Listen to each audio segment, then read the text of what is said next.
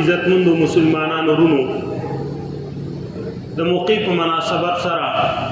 په مختلفو موضوعاتو باندې خبره کیږي. عزتمندو نن تاسو ته یو درې خبرې عرض کول غواړم. اولنۍ دا خبره چې کومه مخکې میاشت رانږدې ده د ذوالحجې مبارکه، په هغې کې د ټولو نه یو اهم عبادت قرباني.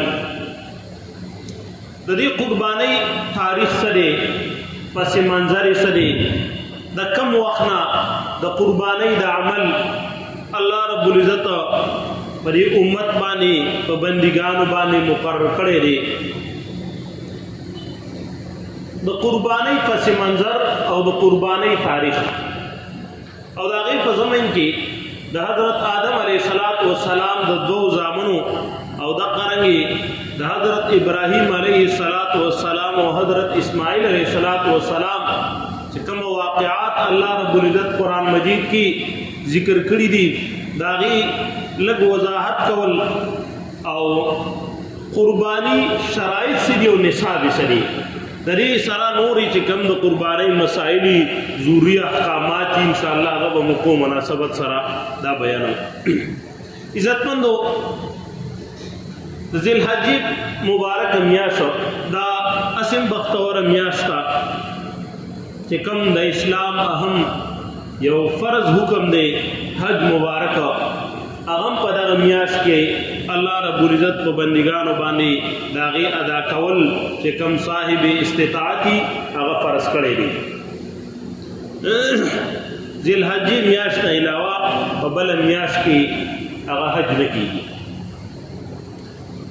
د دې سره سره الله رب العزت په دې میاشت کې د قربانۍ یو اهم عبادت چې په دې سره بنده الله رب العزت ته ډېر زیات نږدې کېږي. الله رب العزت ته په دغه یو څو ذوالحجې په دغه ورځو کې 10 ذوالحجې 11 او 12 دغه قربانۍ په دغه ورځو کې الله تعالی ته د ټولو نه مهم محبوب عبادت هغه قرباني کول دي، وینه تویول دي. اوس دا قرباني دا د کم وخت نه الله رب العزت پر بندګانو باندې مقرر کړی ده. علما لیکي حکیم الامت حضرت مولانا اشرف علي تانوی رحمت الله علیه هغه دار الفتاوا کې ذکر کوي چې الله رب العزت د کله نه حضرت آدم علیه السلام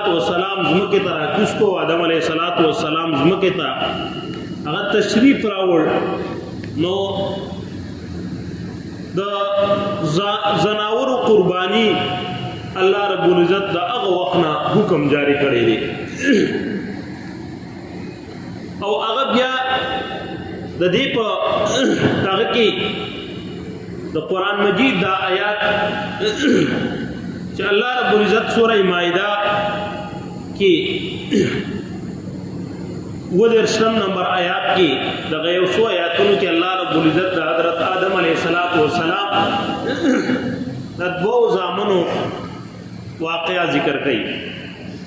او هغه واقعا کې الله رب العزت هغه ته حکم کوي چې تاسو دواړه قرباني وکړئ. نو یو باغی کې وضاحت کو هغه قرباني عمل وکړي. وې د دې نه معلومیږي چې د قربانۍ د عمل دا د حضرت آدم علیه السلام نه و، ځکه چې الله رب العزت هغو ته حکم کاو د قربانۍ، نو دا یو عبادت ګڼلی کېدو. الله رب العزت فرمایي وَاتْلُ عَلَيْهِمْ نَبَأَ ابْنَيْ آدَمَ بِالْحَقِّ، اے پیغمبر علیه السلام په دې خپل امت باندې د حضرت آدم علیه السلام د دوو زامنو واقعا بیان کا، خبر ورکا بالحق په حق سره رښتینی سره. اذ قربا قربانا چې کله دې دواړو پیشکش وکړو قربانا په پیشکش کولو سره د قربانۍ په شکل کې الله تعالی ته تقرب حاصل کو فتقبل من احدهما ولم يتقبل من الاخر الله د یونا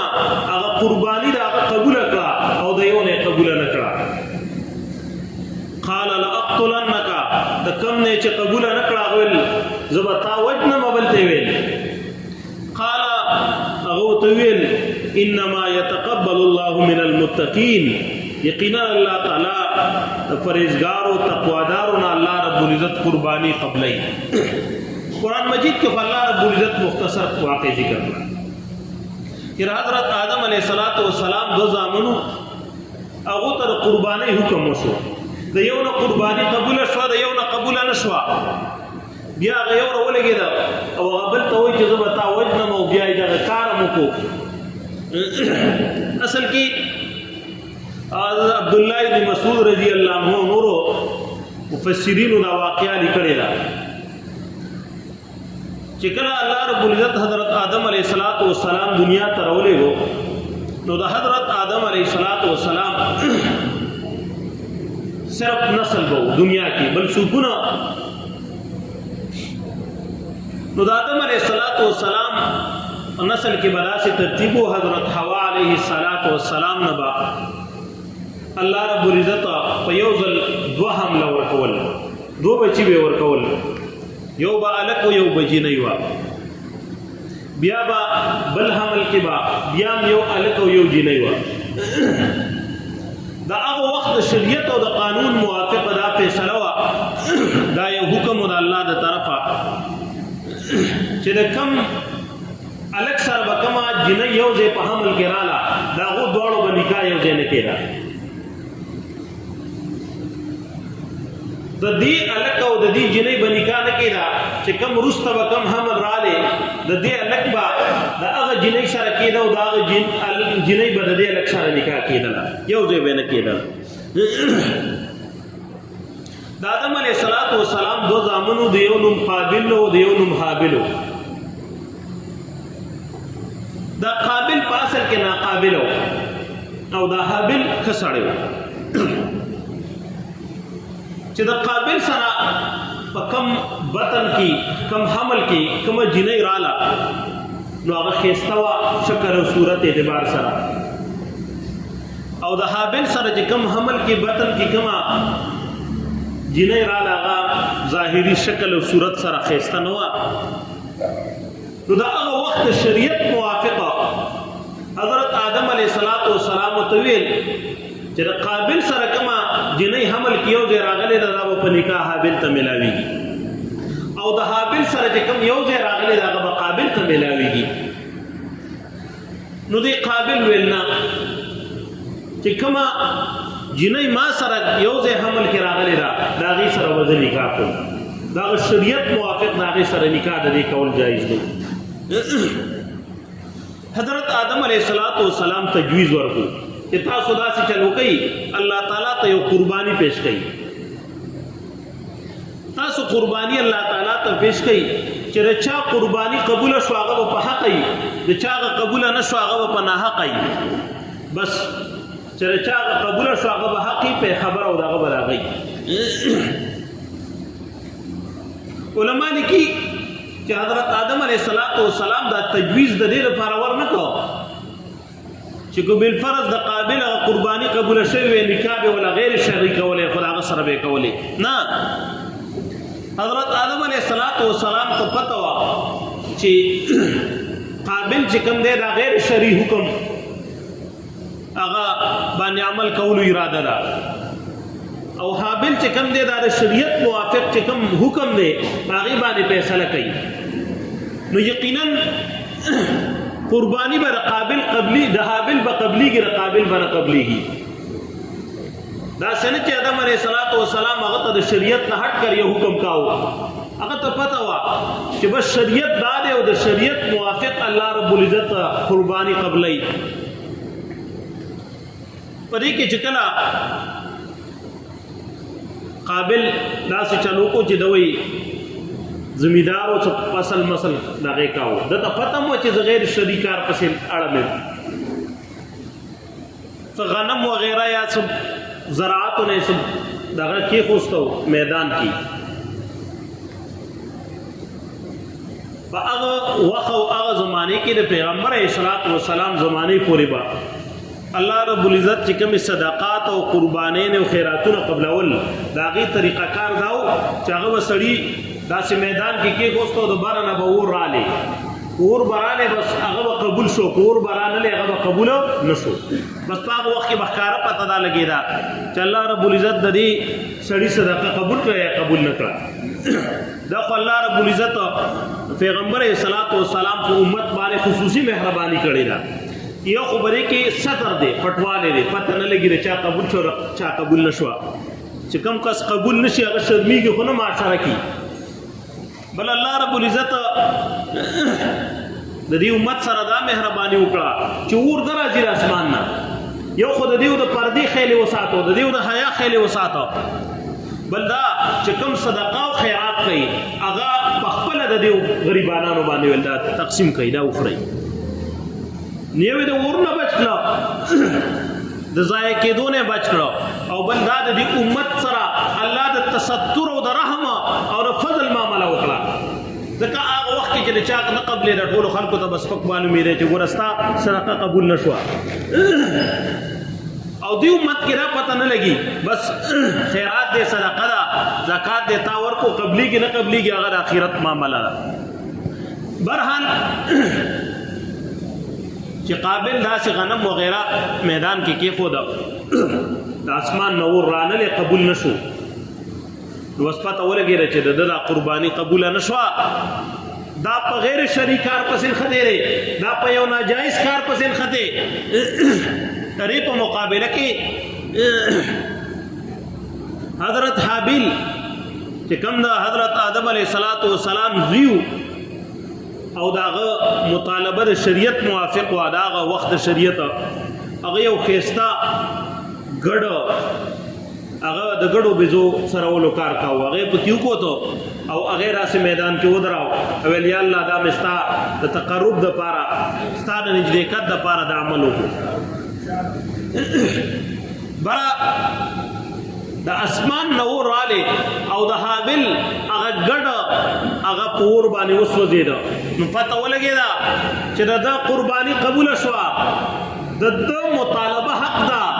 دا د شریعت دا وخت د شریعت موافقه دا په حق دی نو چې کوم روري دا قابل د روس نورم حسد پیدا شو چې زه خو خلکو کې مرسوا کړم بلدار چې هغه شریعت هم نه تا وګټاو هغه ته ویل چې قال لا اقتلنك الرور زبتا وجنم بغیر مرګ دې پرېدم دا تقابل ویل قال انما يتقبل الله من المتقين حابل وتویل چې دا خدای الله کار دی چې قرباني قبلې نه قبلې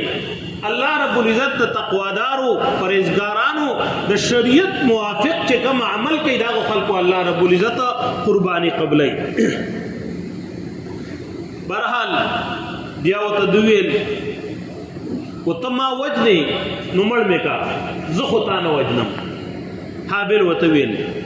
او کوتما مړ کړی نو زه خو ګناګار شم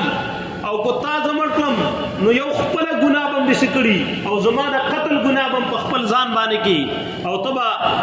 ظالم شي فتوات له نفس قتل اخي بس دا غته خبره شیطان نفس استخار کړه او خپل رورو هغه حابل مړ کو په دنیا کې د ټول نړون باندې قتل دا قابل کړي دي خپل رور مړ کو پته وته نه لګي د آیاتونو کې الله رب العزت دا ټول واقع ذکر کړی دا چې اوس تر خپل رور سره څه وکم علما لیکي چې آدم علیه السلام په دغه وخت کې حج ته تلو اچر روانو وی قتل چې دا ټول دنیا کې راځي تیر ده چې څومره میوهدار بوټیو هغه نه خون لاړې او د دنیا دا نظام د څه بدلیدون کې حضرت آدم علیه السلام ویل مرګرو ته چې ډېر غټ کار څه شوی دی بیا رسته پته ولګیدا چې او قابل را لګیدل او خپل روري وجلې قتل کړي قتل دونا نه صد ټول دنیا کې به څه وخت پورې په خپل شا ګرځاو پته نه وه د قبر کنستو دا طریقه نه وه ړومبنی قتل و بیا الله رب العزت کارغان راولېږل او د ده مخې ته یې کېنول او یو راولېږېد بل یې مړ کړو او بیا هغه یو کارغه هغه خپل بل ملګری دپاره داسې کنده ویستله او پکې وراچه او خاورې پې وراچلي ده ته یې ښودله چې اوس دا کار وکړه هغه ویل چې اوهو افسوس یا ویلتا عجزت ان اكون مثل هذا الغراب زه د دې کارغه نه بېکاره یم چې هغه خپل ورور هغه دې مړی کو په خاوره کې دغه دفن کو ویل زه به هم دا وکړم بیا هغه داسې کار وکړو خپل ورور یې دفن کو احادیثو مبارکو کې راځي پیغمبر صلوات و سلام فرمایي د قیامت ته ورځې پورې چې څومره قتلونه کېږي په دې کې ګناه قابل ته میلاویږي څومره قتلونه چې کېږي ځکه د ټولو نه ړومبنی قتل هغه کړی و دا کار هغه ایجاد کړی و په دنیا کې مخکې چا قتل نه پیژانده برحال د دې واقعې بیانولو مقصد دا دی چې قربانی یو داسې عمل و چې دا د حضرت آدم علیه السلام چې الله رب العزت کله دنیا ته راولېږو نو د هغو بچو ته هم دا حکم کړی و پته لګي چې د قربانۍ د عمل د حضرت آدم علیه السلام نه والا تر نبی آخر زمان حضرت محمد صلی الله علیه وسلم پورې ټولو شرایو ټولو ملتونو ټولو دینونو کې دا حکم و دغه رنګې اللہ رب العزت قرآن مجید کی دا حضرت ابراہیم علیہ السلام او حضرت اسماعیل علیہ السلام او واقعہ ذکر کرے دا کہ حضرت ابراہیم علیہ السلام خپل زوی حضرت اسماعیل علیہ السلام اغا د ذبح کولو د پاره اغا سملاو اللہ رب العزت فرمائی ربی حبلی من الصالحین ابراہیم علیہ السلام دا اللہ نے دعا وکړه چې الله مال یو نیک صالحه اولاد راکی فبشرناه بغلام حلیم الله یې موږ ته یو بردبارا الک سره زیر ورکو چې ډېر صابر وي ډېر بردبار وي فلما بلغ معه السعی کله چې دغه ماشوم د حضرت ابراهیم علیه السلام سره لوبو ته ورسېدو قال یا بنی انی ارا فی المنام انی اذبحک ویلې بچی از خوب کینما الله ما ته حکم کوي چې زه تا ذبح کم فانظر ماذا ترى تسوچو کستا سره ایدا یعنی کو ستا رائے یو کو نه زما خدا حکم دے او تم ځان سره لګه مشوره وکړه قال یا ابت فعل ما تؤمر ویلې پلا رے بابا جی هغه وکړه چې الله تا ته کوم حکم کوي چې الله ته حکم زمار ذبح متعلق کوي ما ذبح کا دغه حکم وکا ستجدنی ان شاء الله من الصابرین وی ان قریب را کو الله غاړي زور صبر والا نه زب صبر کوم کو الله غاړي ډیر ګران کار دی چې ته په ما چاړه راکاږي خو زه د الله نه سوال کوم چې الله مال صبر راکړي او زبان قریب د صبر والا نه فلما اسلم وتله للجبین کله چې دوی دواړه د الله د حکم تابعدار شو وتله للجبین او حضرت اسماعیل علیہ السلام پر تندی باندې سملاو چې ازماړه کې هغه رحم را نشي د زوی د ذبح ونادیناه ایا ابراهیم الله یمن وتواز کو چې ابراهیم علیہ السلام ان هذا له البلاء المبین یقینا دا ډېر ښکاره امتحانو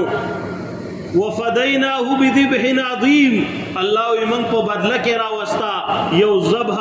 لوی وترکنا علیه فی الاخرین الله دا عمل ما پرست خلقو کې باقی پاتې کو په دې واقعیا کې الله رب العزت حضرت ابراہیم علیہ السلام ته حکم وکړو چې تخپل زوی حلال کا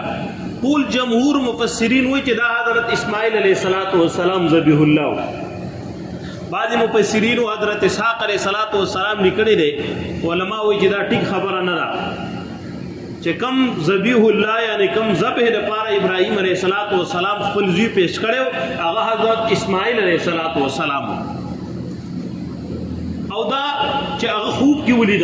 نو د انبیاء علیہ السلام خوب چې کمی دا وحی د الله تر طرفه نه خو عام کس یو خوب داسې ویني چې الله د طرفه نه ورته حکم راشي نو د هغه خوب حجت نه دی خو هغه کار د شریعت موافق برابر ټیک ده خو نه د چا خوب خو هغه بزرګي خو هغه ولی خو هغه ډېر قطب او ابدالي خو هغه خوب ویني خوب څه حجت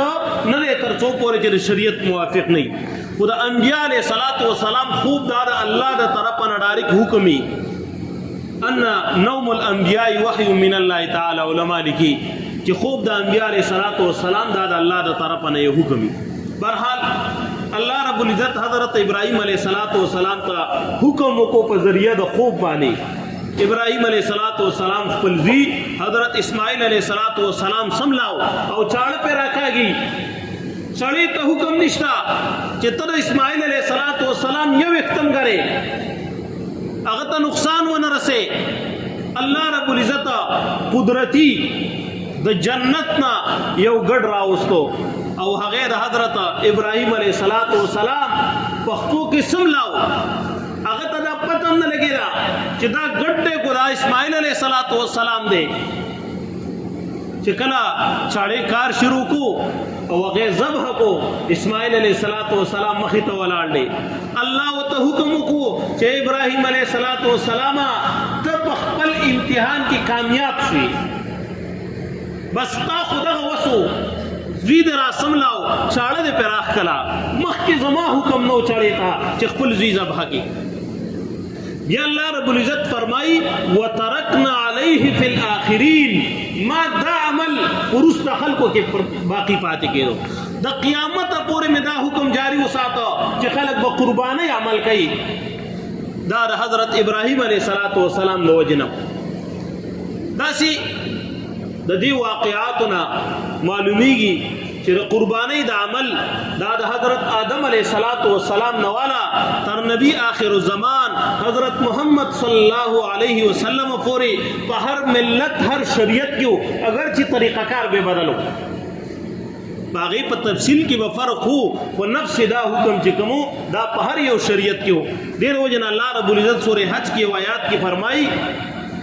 ولکل جعلنا منسكا ليذكر اسم الله على ما رزقهم من بهيمة الانعام الله وی د هر یو امت لپاره ما قربانی مقرر کړی و او د قربانی مقرریدو علت سو حکم سو ليذكر اسم الله د دې لپاره چې د الله نوم والی على ما رزقهم من بهيمة الانعام چې کم زناور اغا علی چې دا غیبانی د ذبح په وخت کې د الله رب العزت نوم والی او هغه ذبح کی د دې لپاره به دا قربانی په ټولو شریعتونو کې په هر یو امت کې جاری کړی و برحال د دې خبرې خلاصه دا شو چې قربانی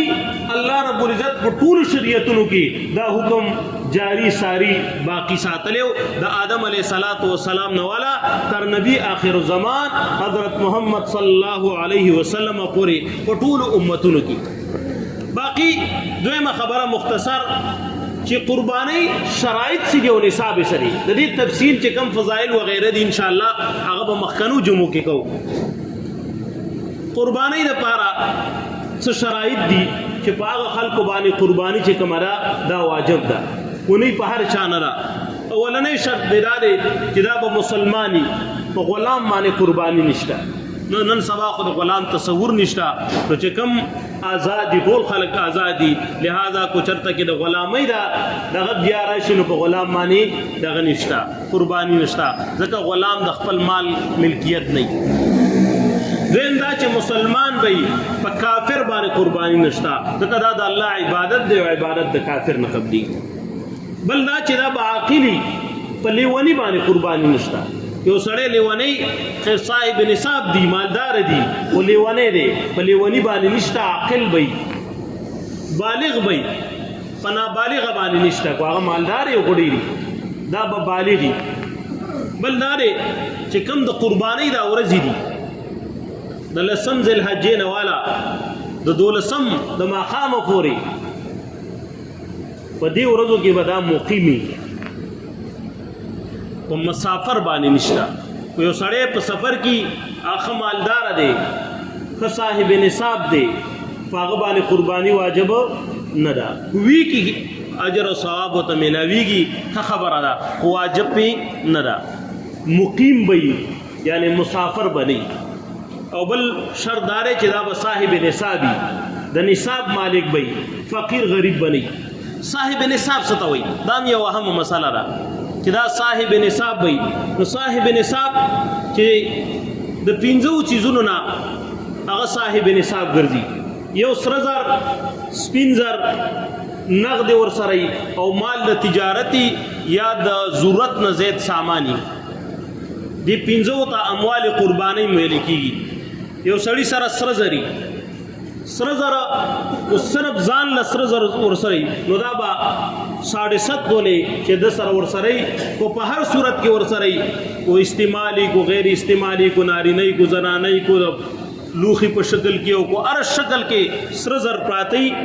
نو پاغا چې کلا 7.5 تولا ترسي پاغي باندې قرباني واجب ده 87.48 گرام جوړیږي تقریبا دغه رنګي چاندي 52.5 تولا چاندي 52.5 تولې ته چې کله دارسي صرف چې دغه ور سره سپینزر دا تقریبا 612.36 گرام جوړیږي 612.36 گرام چې د سره سپینزر ور سره دا صاحب نصاب دی دا رنګي د سره مال د تجارت دومره ور سره دی چې داغي قیمت دومره رسی چې داغي 52 توله چاندي ته رسی یا د سره نغدي پیسې دونه ور سره دي چې داغي قیمت هغه 52 توله چاندي ته رسی داغي قیمت یا د سره په کور کې د ضرورت نه زیات داسې سامان دی چې هغه چرته کال کې نه استعماليږي ټیک د زکات خو بنشتا او قرباني کې برا شي نه حسابيږي د ضرورت نه چې کم زیات سامان کور کې پروت هغه کې زکات نشتا قرباني کې باغ حساب ولې شي دا فرق د زکات او د قرباني دی چې کم چیز چرته په کال کې یا په میاشتو کې چرته میل مده پر راغستل کېږي دا ټول چیزونه ضرورت نه زیات دي او چرته کې هغه شینم هغه نصاب ترسي یعنی داغو دونه قیمتي چې هغه 52 توله چاندي داغي قیمت ته برابرۍ دا صاحب نصاب دی یا مثلا دا څلور مجموعه در سره څه سپین زری څو سره نغدي څو سره مال د تجارت یا کور کی ضرورت نزيد سامان دي دا څلور یا پدې کې دوا یا پدې 15 کې یو دوا داسي چې هغه قیمت داسې رسی چې هغه 52 توله چاندي ته داغي قیمت رسی په دغه کسبانی قربانی چې کومه واجب ده دا صاحب نصاب دی د دې مخ کې شرایط سره سره یو شرط چې موږ ویلو چې دا به صاحب نصابي نو صاحب نصاب دغه کستوي کېږي چې داغه سره په دې 15 قسمونو مالونو کې چې کم داغه موږ تفصیل وکړو سرزر سپینزر مال د تجارت یا نقد یا د ضرورت نه زیات سامان په دې کې تفصیل دار چې صرف سرزري نور څه سره نه نو کاغه یو توله یا 2 یا 3 یا شپږمی واغه 7.5 تولې ته چلی رسیدلی صرف باغی کې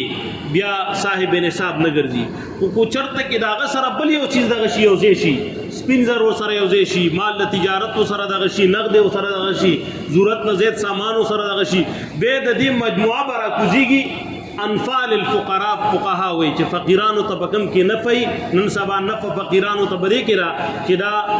چاندي ترواړي 52 تولا چاندي د قیمت کم دی بنسبت د 52 تولا سرو زرو نو دا بیا هغه نصاب ته برابرېږي چې چا سره دای نو دا صاحب نصاب دی او په هغه باندې قرباني واجب ده ان شاء الله نور د قرباني متعلق چې کم فضائل دي نور احکامات دي ان شاء الله هغه بر روانه جمعه کې بیانو الله رب العزت موږ او تاسو له دې عمل کولو توفیق راکړي واخر دعوانا الحمد لله رب العالمين